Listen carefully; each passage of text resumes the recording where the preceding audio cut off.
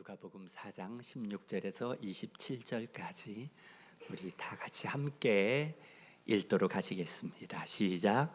예수께서 그 자라나신 곳 나사렛에 이르사 안식일에 늘 하시던 대로 회당에 들어가사 성경을 읽으려고 서심해 선지자 이사야의 글을 들이거늘 책을 펴서 이렇게 기록된 데를 찾으시니 곧 주의 성령이 내게 임하셨으니 이는 가난한 자에게 복음을 전하게 하시려고 내게 기름을 부으시고 나를 보내사 포로된 자에게 자유를, 눈먼 자에게 다시 보게 함을 전파하며 눌린 자를 자유롭게 하고 주의 은혜의 해를 전파하게 하려 하심이라 하였더라.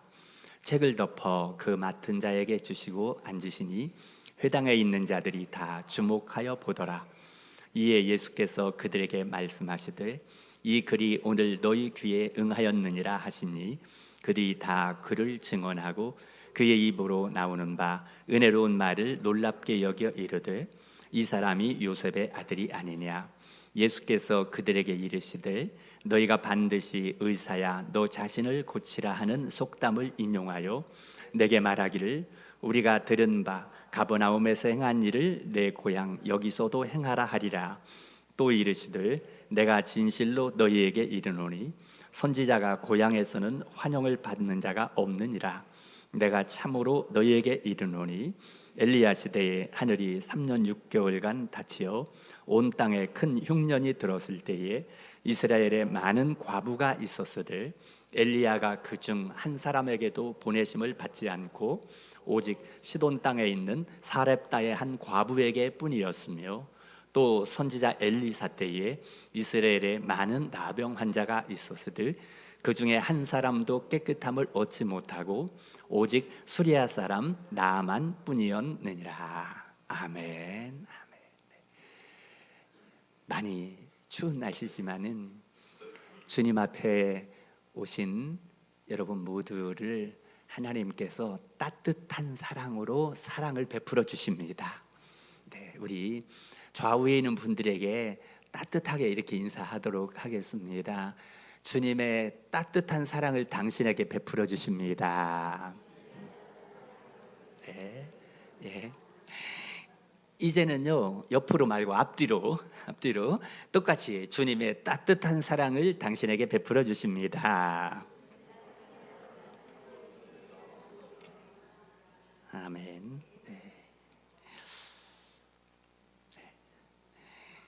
이제 강연 100도씨까지 올라간 것 같습니다. 자, 그 책 가운데에 잘 살았다고 말할 수 있기를 이라는 책에 나오는 이야기가 있습니다. 이 책이 소개된 맨 앞에 보면은 어떤 글이 있냐면 같은 밤에도 절망은 어둠을 보고 희망은 별을 본다, 이런 말이 되어 있습니다. 같은 밤인데 절망은 어둠을 보는데 희망은 별을 본다고요. 오늘 여기 나오신 여러분 모두는 깜깜할지라도 별을 바라볼 수 있기를 소망합니다. 네, 이 책에 보면은 이런 이야기가 나옵니다. 전쟁이 일어났는데 장군이 병사들을 거느리고 적군을 이제 방어하려고 싸우러 나갔습니다. 근데 우리 군대가 적군에 비하여 턱없이 수도 적고 약세였기 때문에 싸우면 백전백패할 수밖에 없는 그런 상황이었습니다.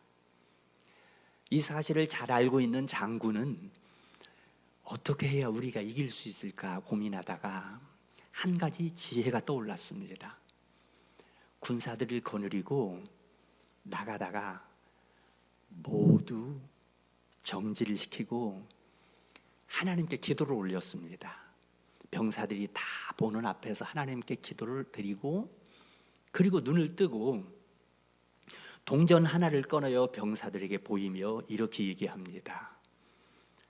자, 여기 동전이 있는데 이 동전을 내가 던질 텐데 만약에 앞면이 나오면 우리가 승리하는 것이고 뒷면이 나오면 우리가 패하는 것이다. 이제 이 동전을 던지겠다 합니다. 그 말을 들은 모든 병사들은 긴장한 가운데에 동전에 어떤 년이 나오는지를 다 집중해서 보고 있었습니다. 만약에 동전의 앞면이 나오면 우리가 승리할 것이고 동전의 뒷면이 나오면 우리가 패배하고 다 죽임을 당할 거라는 이 순간에 장군은 들었던 동전을 던졌습니다. 그 순간에 동전의 앞면이 나왔습니다. 병사들은요 사기가 충천하여 와 하며 돌격 앞으로 진격하여 정말로 그 말대로 자기들이 약한 군대였음에도 불구하고 자기보다 훨씬 강한 적군을 단번에 싸워서 승리를 하였습니다. 놀라운 일이었습니다. 병사들 자신들도 놀라운 일이었죠. 아니 약한 우리 군대가 저렇게 강한 군대를 우리가 이길 수 있다니. 그리고 한 병사가 장군님을 향하여 물었습니다. 장군님, 정말 장군님의 말씀대로 동전이 앞면이 나왔는데 우리가 이겼군요. 감격해서 말합니다. 그러자 장군이 다시 한번 동전을 높이 들며 그렇다. 우리가 이기게 되어 있다. 우리는 희망이 있으니 우리는 당연히 이기게 되어 있다 라고 말했는데요, 가만히 그 동전을 보니 동전이 양쪽 면이 다 앞면이었습니다. 그러니 이길 수밖에 없죠. 앞면이 나올 수밖에 없고 이길 수밖에 없죠. 이 장군은 뭘 믿고 있었냐면 희망을 가지면 이길 수 있다. 네, 희망이 군대가 많고 적음에 달려 있는 것이 아니라 우리가 이길 수 있다는 희망이 있고 믿음이 있다면 이길 수 있다는 걸 보여주기 위해서였습니다. 여러분, 그렇습니다. 희망이 있으면 이길 수 있습니다. 어떤 어려움과 난관이 와도 희망이 있으면 이길 수 있습니다. 아까 말씀드린 것처럼 캄캄한 밤중에도요, 절망하는 자는 어둠만 보지만 희망이 있는 자는 별을 봅니다. 주님은 오늘 우리에게 희망을 보여주기 원하십니다. 그래서 오늘 여기 기록된 말씀을 통하여 희망을 보았던 두 사람을 예수님이 이야기하고 있습니다. 어느 안식일이 되어 예수님이 그 지방에 있는 예수님의 고향에 방문을 했습니다. 나사렛이라는 예수님이 태어난 고향에 방문하여 이렇게 회당에 들어갔습니다. 오늘날로 말하면 교회입니다. 우리의 모습과 똑같습니다. 예수님이 회당에 들어가 강단에 서셔서 성경을 펼치시며 이제 설교를 시작하셨습니다. 고향 사람들이 쭉 앉아서 말씀을 듣는 설교를 하는데 참 어려운 설교 아니었겠습니까? 목사와 비교할 수 없이 예수님이 직접 설교하시니까 성경 이사야서를 펼치며 설교를 하시는 가운데 이런 말씀하십니다. 주의 성령이 내게 임하셨으니 하나님이 나에게 기름을 부어주셔서 포로된 자에게 자유를 주고 눈먼 자를 보게 하며 억눌린 자를 자유롭게 하고 그리고 주의 은혜의 해를 전파하려 하셨다. 내가 그러기 위해서 왔다. 이런 말씀을 하였습니다. 너무 의례로운 말씀이 아닐 수 없습니다. 포로된 자, 죄에 포로되고 인생 문제에 포로되고 아픔과 눈물과 상처에 포로가 되고요, 염려, 근심, 절망의 포로가 되는 너희에게 내가 그 포로에서 자유함을 주러 왔고 주의 은혜의 해를 전파하려 하심이라. 이렇게요, 은혜의 해를 전파하게 하려 하심이라. 이런 말씀을 우리 주님이 주셨습니다. 주의 은혜의 해를요, 해를, 은혜의 해를. 이 해는 뭡니까? 태양이 아닙니까? 태양은 희망을 뜻하지 않습니까? 이 태양은요, 해는요, 졌다가 다시 떠오릅니다. 해가 지는 것은 절망과 같지만 해가 떠오르는 것은 희망이 아니겠습니까? 제가 이 해를 며칠 전에 보았습니다. 며칠 전에 개선 삼거리 쪽에를 차 운전해 가다가 전혀 계획이 없었는데 갑자기 계양산을 한번 올라가고 싶은 생각이 들었습니다. 해가 질 때쯤 됐기 때문에 마음이 급했지만은 몇 년 만에 계양산 정상을 한번 올라가 보자 하고 그 장미공원 쪽에 차를 주차하고요 올라가는데 빨리 올라갔다 내려올 수밖에 없는 시간이었기 때문에 한 20분 만에 정상까지 올라갔습니다. 땀이 막 흘렀죠. 그 정상에서 바라보니 저 서쪽 하늘에 해가 막 지는 낙조에 빨간 노을이 물드는데 참 이쁘더라고요. 그래서 제가 그걸 사진을 이제 한 컷을 찍고 스마트폰으로 찍고 둘러보니까 그 배경이 참 이쁘고 인천 시내가 다 보여서 돌아가며 쫙 촬영을 한번 했습니다. 한번 보여주시겠습니까? 네, 이걸 봐야지 오늘 은혜가 됩니다. 네, 저게 이제 서쪽 하늘로 막 떨어지기 직전에 태양 이쁘죠? 모습이 이제 한 바퀴 돌리며 찍었습니다. 오, 바람 소리 나네요. 이 모습을 보며 제 마음에 기도가 절로 나왔습니다. 인천이 다 보였습니다. 하나님, 우리 인천 축복하시고 우리 대한민국을 축복해 주옵소서. 기도가 절로 나왔습니다.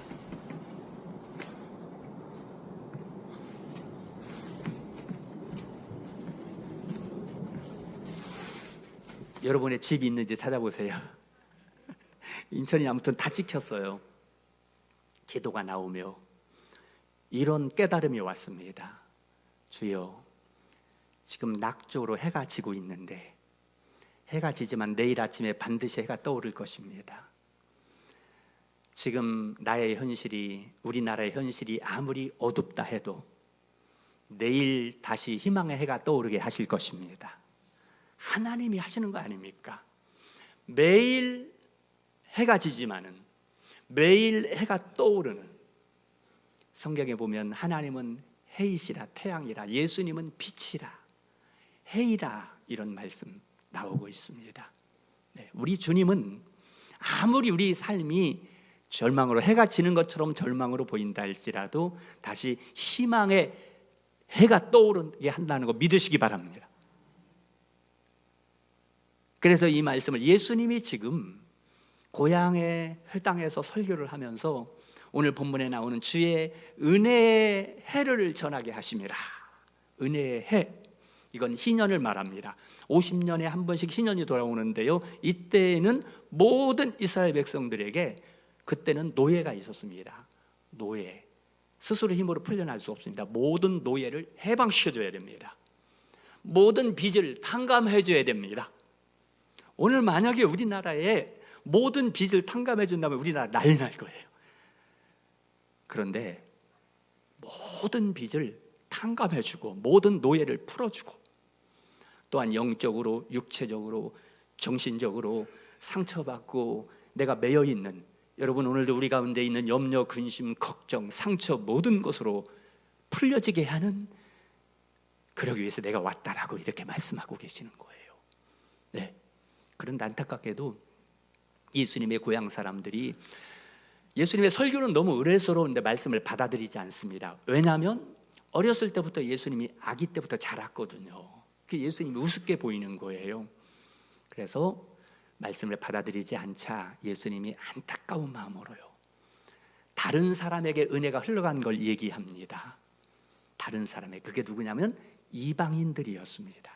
그래서 예수님이 설교의 방향을 바꾸어서 여기 있는 고향 사람들이 말씀을 받지 않으니 이방인에게 하나님의 은혜가 흘러갔던 얘기를 하며 그 사렙다 과부의 이야기와 나만 장관의 이야기를 예수님이 합니다. 오늘 본문 내용입니다.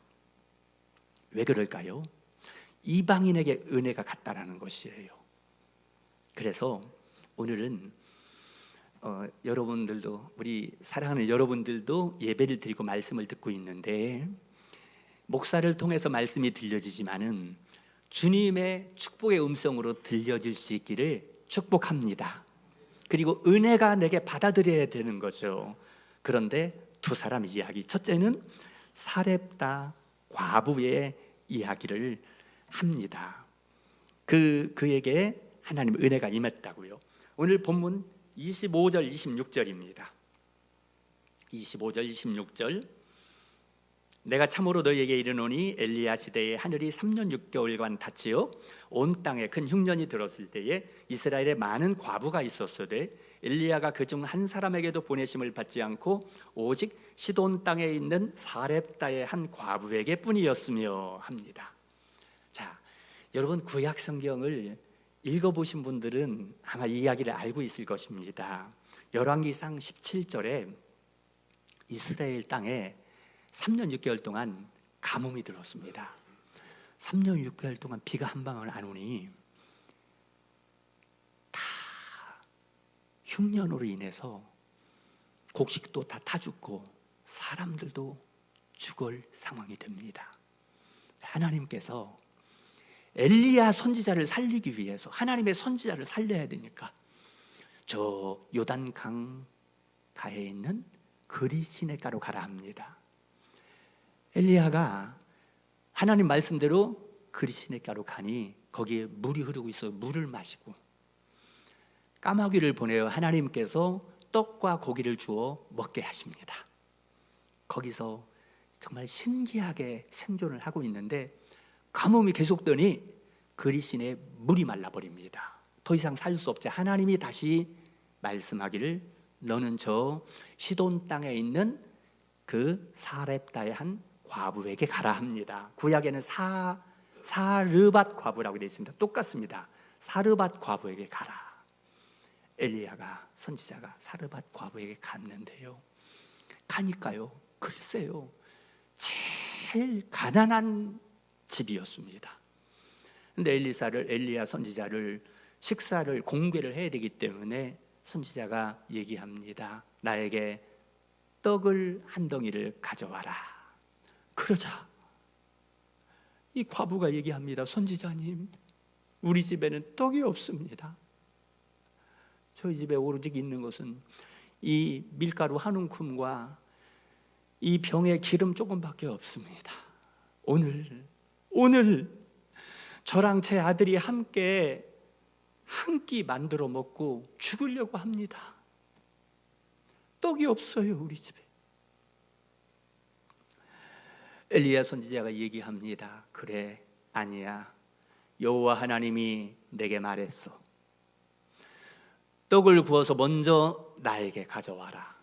그리고 나면은 이제부터 이 땅에 비가 내리는 그날까지 너의 통에 밀가루가 떨어지지 않고 너의 병에 기름이 떨어지지 않을 것이다.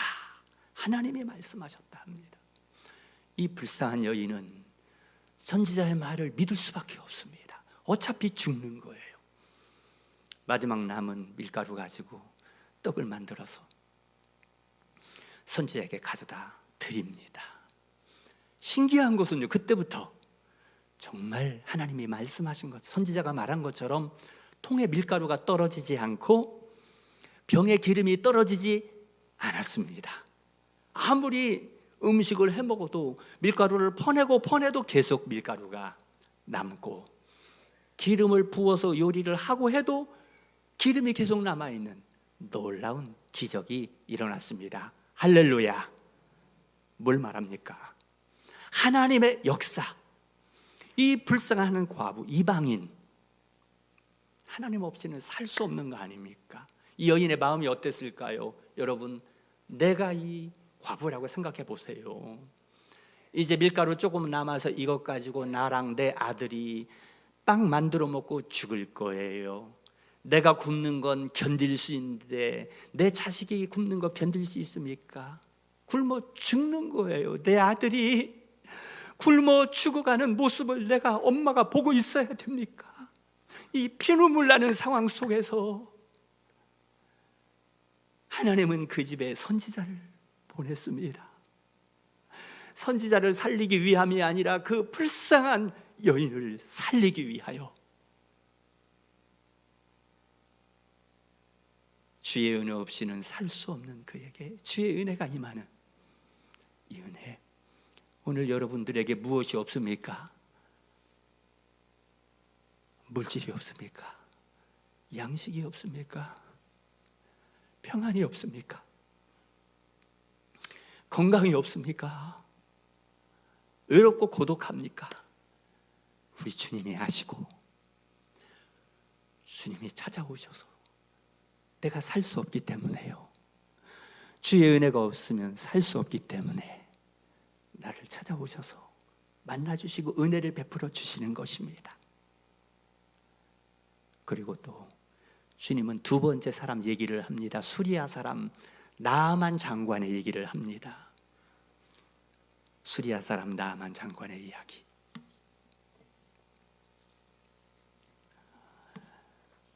본문 27절 말씀이네요. 27절에 또 선지자 엘리사 때에 이스라엘에 많은 나병 환자가 있었으되 그 중에 한 사람도 깨끗함을 얻지 못하고 오직 수리아 사람 나아만 뿐이었느니라. 아멘. 여러분 성경을 좀 읽어보신 분들은 기억하실 것입니다. 열왕기하 5장에 보면 이 이야기가 나옵니다. 이스라엘 땅에 아니라 저 나아만, 아람이라는 나라 강대국입니다. 이 아람이라는 나라의 강대국에 왕의 군대 장관이 있었습니다. 나아만이라고요. 이 나아만 군대 장관은 국가의 영웅이었습니다. 왜냐하면 나라가 위기에 있을 때 나라를 구한 군대 장관이었습니다. 그래서 그 나라의 영웅이었는데 한 가지 문제는 나병 환자였습니다. 나병 환자. 이 나병 환자가 얼마나 절망이겠습니까? 아무리 국가의 영웅이고 존경을 받는 사람이라 할지라도 나병 환자이니 그게 무슨 소용이 있겠습니까? 그런데 그 집에, 이 나아만 장관의 집에 한 이스라엘 여자아이가 종으로 잡혀와서 수종을 들고 있었습니다. 전에 아람 나라가 이스라엘을 침략하여 여자아이를 하나 잡아왔는데 그 집에 안주인의 수종을 들고 있는 종으로 살고 있었습니다. 이 여자아이가 어느 날 얘기합니다. 주인님이 저희 이스라엘 나라에 만약에 가서 선지자님을 만나시면 주인님의 나병이 고침을 받을 텐데요, 얘기합니다. 그러자 이게 좋은 소식이 아닙니까? 이스라엘 나라 가서 선지자 만나면 나병 고침 받는다니. 그래서 만사를 제껴두고 왕에게 보고하다. 왕이 기뻐하면서 우리나라의 영웅인 군대 장관이 나병이 고침받을 수 있다 하니 그래 이스라엘에 가라 하고 금은 보화를 주고 또 많은 신하들을 딸려 보내며 또 왕의 친서 편지까지 써 보내주며 이스라엘로 보냅니다. 나아만 장관이 신하들을 거느리고 이스라엘 땅에 와서 엘리사 선지자의 집 앞에 이릅니다. 나아만 장관이 나병 환자도요 문 앞에 왔다라는 얘기를 들은 엘리사 선지자가 종들을 내보내어 이렇게 말합니다. 가서 요단강에 7번 몸을 담그라. 그러면 네가 나을 것이다 합니다. 이 말을 들은 나아만 장관은 기분이 나빠 화가 났습니다. 뭐야? 아니 조그만 이스라엘 나라의 선지자가 지가 선지자라고 강대국 아람의 군대 장관이 왔는데 앞에 나와서 절을 하면서 알현할 것이지 나를 무시해도 유분수지. 그리고 우리 아람 나라에는 얼마나 큰 강들이 훌륭한 강물이 많은데 이 이스라엘의 조그만 요단강에 내 몸을 담그라고 화가 나가지고 막 돌아가려고 하는데 신하들이 장군님 아닙니다. 지금 치료받으라고 오지 않았습니까? 그러자 나아만 장관이 아 그렇구나 하고 그 말대로 그 선지자의 말대로 요단강에 가서 7번 몸을 담그니 나병이 깨끗하게 낫게 되었습니다. 할렐루야. 이야 여러분 무엇입니까? 이게 그야말로 하나님 은혜 베풀지 않으면 살 수 없는 자입니다. 나병 환자를요. 주님이 고쳐주셔야만 됩니다. 사람이 고칠 수 없습니다. 인생의 마지막까지 왔습니다. 주님의 선지자 앞에 왔습니다. 하나님은 그를 선지자 앞에 보낸 거예요. 한 여자아이의 말을 듣고 이 하나님의 선지자 앞으로 보낸 것이죠. 그래서 그를 고쳐주고 그에게 새로운 생명을 살도록 하나님의 은혜를 베풀어 주셨던 것입니다. 여러분, 이게 다 무슨 뜻입니까? 이 모든 것은 바로 하나님의 은혜는 절망에 처한 자에게 온다. 나는 하나님 은혜가 없이는 살 수 없다라고 하는 그 사람에게 찾아온다는 것입니다. 오늘 여러분들 어떤 마음으로 오셨습니까? 어떤 마음으로 오셨습니까? 내가 이방인으로. 이스라엘에는 많은, 예수님이 말씀했습니다. 이스라엘에 많은 과부들이 있었지만은 그들에게 은혜가 임한 것이 아니고, 이스라엘 땅에도 많은 나병 환자가 있었지만 그들 한 사람에게도 은혜가 임한 것이 아니라 저 이방인에 있는 과부에게 은혜가 임했다. 이방인의 나 환자에게 은혜가 임했다고 말하고 있는데, 오늘 여기 나오신 여러분들과 저는 그 이방인처럼 가난한 마음으로 주의 은혜가 없이는 살 수 없다라는 이러한 마음으로 우리 주님 앞에 나와야 될 줄로 믿습니다. 우리 주의 은혜가 내게 임해야 되지 않겠습니까? 제가 몇 해 전에 제 아내와 함께 주변에 있는 마트에 갔는데 거기에서 외국인들 몇 사람을 보게 되었습니다. 근데 한눈에 볼 때도 저 동남아시아, 얼굴이 약간 까무잡잡하고 우리보다 키가 좀 작은 남자분들이 세 분이서 함께 이렇게 마트를 다니고 있더라고요. 근데 그분들을 보는 순간에 이상하게 제 마음속에 초라해 보이는, 불쌍해 보이는 그런 마음이 들었습니다. 죄송한 얘기지만은요, 그분들 무시하는 게 아니라 왠지 모르게 좀 못 사는 나라, 저분들이 식사는 할 수 있을까, 겨울철이었기 때문에 추워서 제대로 따뜻하게 살지도 못할 것 같은 그런 마음 때문에 측은한 마음이 들었습니다. 뭐라도 혹시 줄 게 있을까 하고 다가가서 잠깐 얘기를 건네고, 겨울철이었기 때문에 혹시 김치가 필요하지 않을까, 그래서 이제 제 아내가 혹시 김치 드릴까요? 그랬더니 너무 좋아하는 겁니다. 그래서 달라고, 그래서 그럼 드리겠다고 저희 차에 그 세 분을 모시고 저희 집까지 와서 김치 한 통을 이렇게 넣어서 드리면서 우리가 태워다 드리겠다고, 어디 사냐 그랬더니 서구 어디라 하더라고요. 태우고 이제 안내하라고, 그래서 그분 안내한 대로 갔는데 가보니까 서구에 신현동 어디더라고요. 근데 집이라고 했지만 가보니까 집도 아니고 조그만 하나의 골방인데 거기에 외국인 노동자 3명이서 함께 거주를 하고 있었습니다. 추운 겨울에 벌써 추운 냉방이고 먹을 음식도 없는 것처럼 보이고요. 그런데 이분들이 김치 한 통을 받고 너무 고마워서요, 막 90도로 인사를 하면서 감사합니다, 감사합니다 그러는 거예요. 참, 그때 저희는 혹시 뭐 필요하면 더 갖다 드릴게요, 더 갖다 드릴게요 하면서 이제 그곳을 나왔는데요. 자, 왜 그랬을까요? 왜 이분들에게 이런 뭔가를 주고 싶고 뭐라도 막 주고 싶었을까요? 이분들이 이방인들이었기 때문입니다. 먹을 것도 없을 것 같고, 이분들이 얼마나 힘들게 살아가고 있을까요? 자기 조국을 떠나서 부모님도 있었을 것이고 처자식도 있을 테인데 부모님과 처자식들 다 띄워놓고 돈 벌겠다고 와서 고생하고 있는 그들요, 이방인들, 그들에게 무엇 하나라도 주고 싶은 마음이 우리의 마음이 아닙니까? 여러분, 주님의 마음이 그렇습니다. 내가 의지할 것 없는 나에게요, 아무것도 없는 나에게 뭔가 은혜를 베풀지 않으면 살 수 없는 나에게 은혜를 베풀어 주시는 것이 바로 우리 주님의 마음인 것이에요. 오늘 여러분, 여기 나오신 여러분들 힘든 게 무엇이 있습니까? 내게 없는 게 무엇이 있습니까? 내가 상처가 무엇이 있습니까? 주님은 그것을 아시고 여러분들을 부르셨습니다. 그리고 주님이 만나주세요. 내가 없는 그것을 채워주시기 위해서, 내가 고칠 수 없는 그것을 치료해 주시기 위해서 주님이 오늘 여러분들을 만나주고 계시는 것입니다. 오직 예수님의 은혜 없이는 살 수 없는, 은혜 아니면 살아갈 수 없네. 호흡마저도 다 주의 것이니 참된 평안과 위로 내게 없어도 예수, 오직 예수뿐이네. 은혜 아니면 살아갈 수가 없네.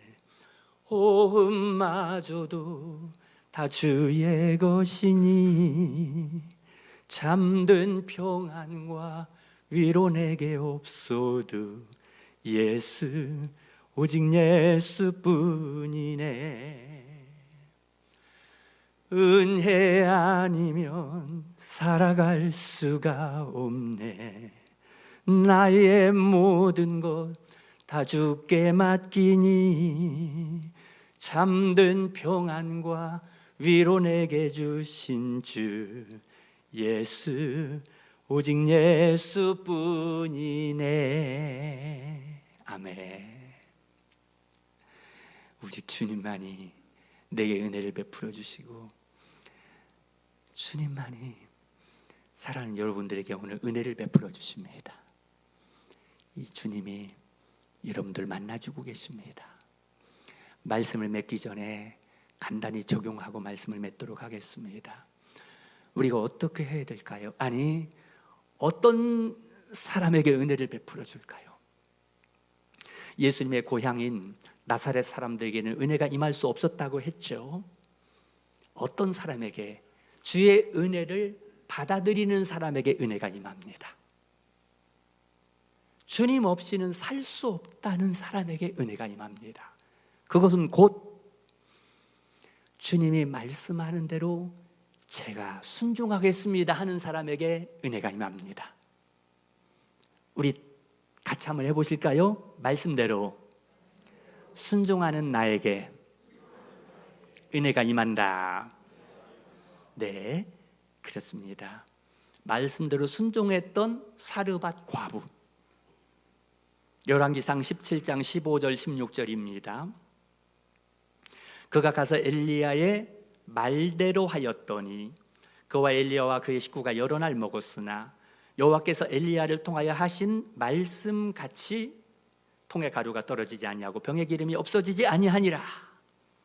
말대로, 여러분 지금 말씀 듣고 있는데 그 선지자의 말대로, 하나님이 말씀하시는 대로 하였더니 통에 가루가 떨어지지 않고 병에 기름이 떨어지지 않는 기적이 일어났습니다. 여러분, 지금 여러분 말씀을 듣고 계시는데 내가 혹은 좀 믿어지지 않아도요, 설마 그럴까라는 마음이 생겨도 내가 살 수 있는 건 말씀을 붙드는 것밖에 없기 때문에 말씀대로 나아갈 때 하나님의 기적의 은혜가 임하게 될 줄로 믿습니다.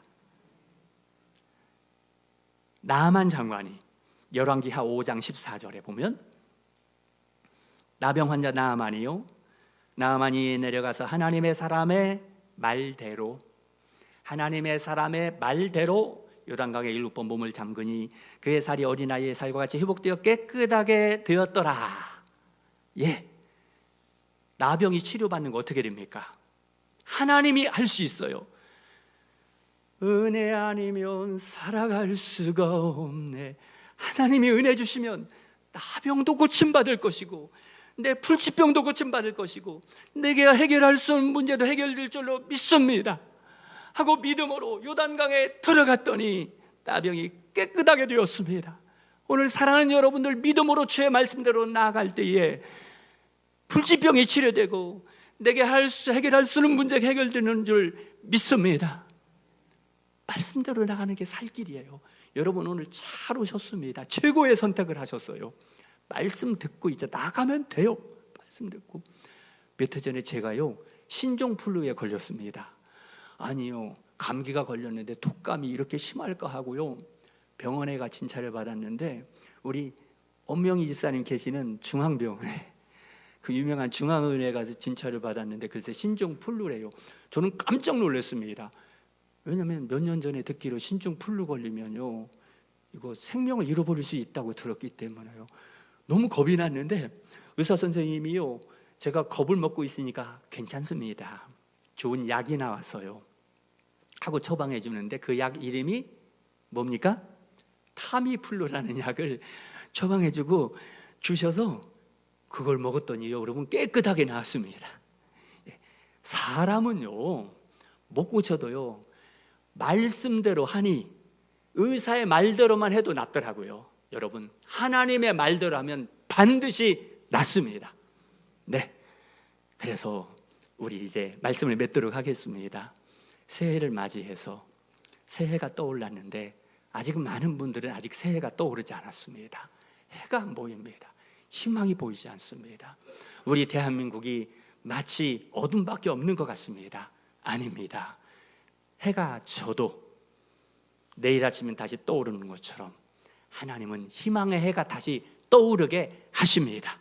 새해 하나님은 새 희망을 주십니다. 하나님 주신 희망을 바라보시고요 말씀을 내게 주시어서 내가 이방인처럼 절망적인 상황에 있다 할지라도 여러분 사르밧 과부 같은 절망적인 상황에 있다 할지라도 우리 주님은 내가 절망이기 때문에 은혜를 베풀어 주실 것입니다. 나병 환자 나아만처럼 내 육체가 절망이기 때문에 하나님은 은혜를 주신 것처럼 여러분 절망이기 때문에 하나님은 희망을 주실 것입니다.